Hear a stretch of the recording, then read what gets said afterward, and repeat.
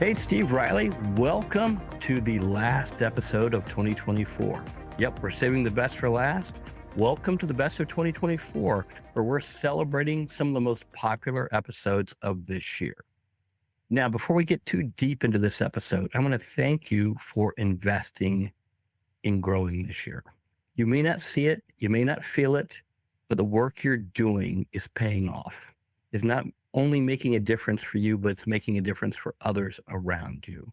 That's how this whole process works. The more you work on yourself, the bigger difference you'll make for other people. And over time, all the changes will seem transformative. But in the meantime, it feels like hard work.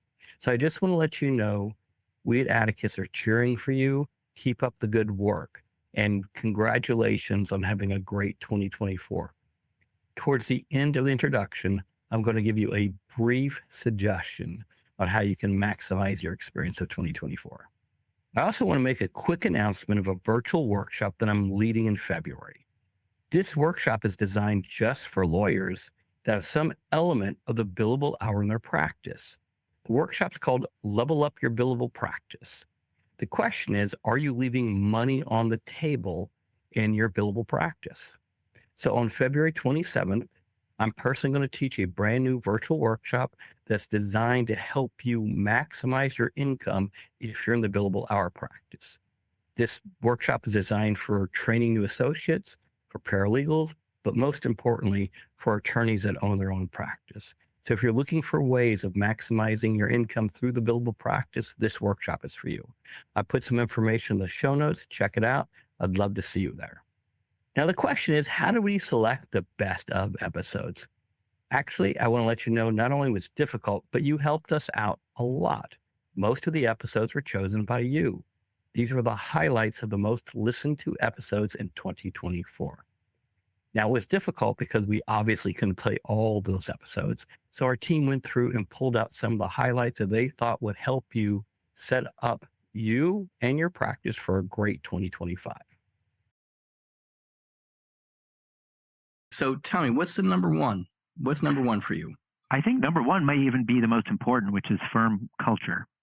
And what I mean by culture basically is how you treat the people who work for you. And I say the people who work with you.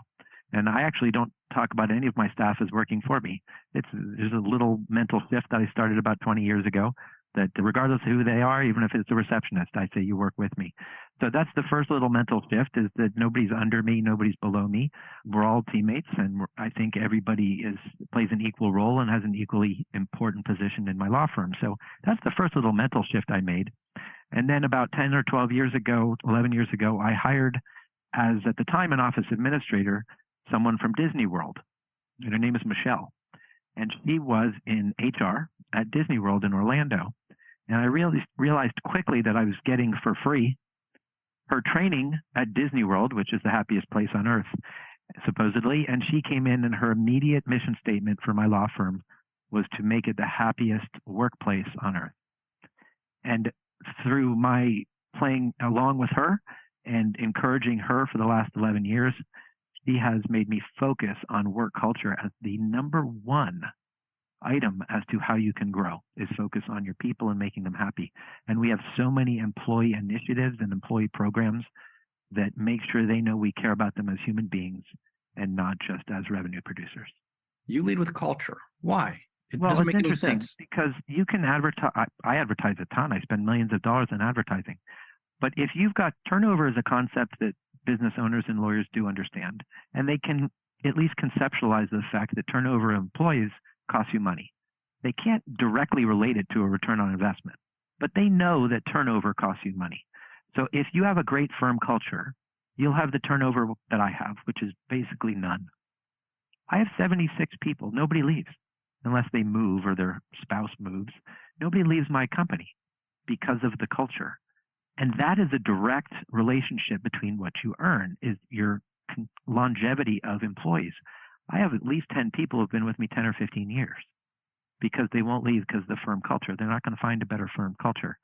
Who's going to work all those cases that you spend the millions of dollars getting? Who's going to intake those cases? Who's going to work them up? Who's going to settle them if it's not you, if it's not those employees who know what they're doing, those employees that have been there forever? those employees do an excellent job. There's a direct correlation between a lack of turnover, consistency of employees, and devotion of employees, and work product. That all creates money. And one example I have of that is it drives every lawyer nuts when they do the lap around the office and they see everybody on their cell phone. That's like, do you have a cell phone policy? Do you have a net nanny where you monitor their strokes on their keyboards to make sure they're not messing around? I have none of that because of my work culture and the people I hire and the careful screening and training we do. I don't have people who would be willing to violate this firm culture by messing around on shopping and by messing around on a cell phone, because there's such accountability with the people within themselves and around them that they'd feel awful. I lost laughter. I lost happiness in this. And so I was freaked out and trying to figure out what to do. And that's really the launch pad of all of this. Moving from there, working with my therapist, working with my psychiatrist, working with you, frankly, and other people in DYM, just trying to move forward. And then what can we focus on? And that is really what the driver was in looking at the happiness scorecard. And what Atticus teaches, if you can't improve and progress if you can't measure. So thinking about that, usually we're thinking about KPIs, key performance indicators in our practice. There isn't an indicator for happiness. How do you define happiness even? I still remember when I mentioned this idea to you initially, you said to me, and you said, you're going to have to figure out a way in which you can measure and score happiness. And as soon as you said it, I was like, oh crap, how the heck am I going to do that? Like, how do you define happiness? And so that is the pickup point of where this all came up from, is trying to define happiness for me. That's perfect. That's perfect. I want to spend a moment on one thing, but I don't want to get bogged down on it. This is a really important conversation for me because of the statistics in the legal industry. And the statistics are pretty brutal. I've talked about them before, is that 1 out of 2 lawyers is expressing a high level of burnout. Number 2, our depression and anxiety levels are 4 times of the national average, and suicide rates are 3 times the national average. We're really having a crisis inside our own community that's eating us alive from the inside, and we're afraid to talk about it. So I really appreciate your courage to come and talk about it. I usually call it, when somebody's in that spot, I call it the pit of despair, and you can't get out of the pit of despair by wishing, by thinking your way through it. When people like Robin Williams commit suicide, who is a celebrity, wealthy, known movie star, a very funny person, right? Then it really gives you the ability to understand that when you get to a certain point, you are too impaired to understand. You're cognitively and emotionally impaired to understand that you are now in the pit of despair. So I really appreciate you having the courage to come on and talk about it, because it takes some courage to say, hey, look, I came for the money, which you got. I stayed for the great life, but somewhere along the process, the wheels kind of came off my emotional wagon, my happiness wagon. And for whatever reasons, they came off. Today's conversation, and the reason you and I are having with, and hopefully people from the audience will look at this and listen to it, as that you have kind of 2 levels of this emotion. And there's an emotional awareness around what happiness is, an emotional awareness around gratitude. There's emotional awareness around contentment. So I like scorecards, and I like what you've done here, because it requires you to ask some serious questions of yourself. Here's the other interesting thing. The other 97% of the population is looking for good jobs with good organizations to do good things, to live a good life. Just like the intention of this podcast is live a good life. Our job is to create jobs so people can have a good life. So what we can do the next 90 days is decide, am I a lawyer or am I an owner of a law firm? And make the transition. The second thing is just to walk away from the law firm, meaning the law practice, and start owning.